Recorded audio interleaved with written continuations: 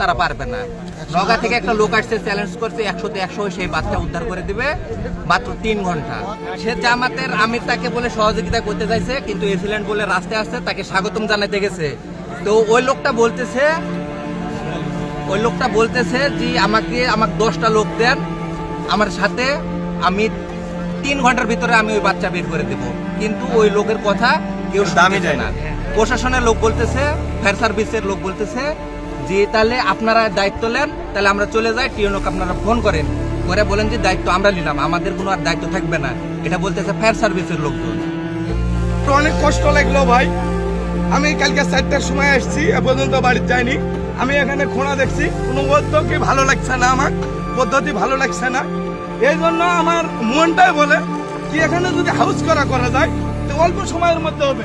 এতগুলো গাড়ি লাগা, দিন রাত এই যে ঘুম নষ্ট, কাজ টাজ ফেলায় রাখছি, কোনো তারপরেও এইসব উদ্যোগ এখনো আমরা পাচ্ছি না। কি কখন আমরা বাচ্চা দেখবো?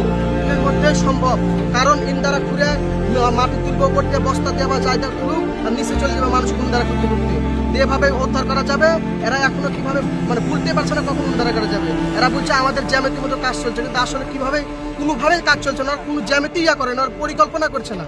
এটা গ্রামের উদ্যোগ, অভিজ্ঞ লোক ইন্দারা খুঁড়া যায় ও ইন্দারা খুঁড়া তারপরে সম্ভব, তার আগে কোনো সম্ভব নয়।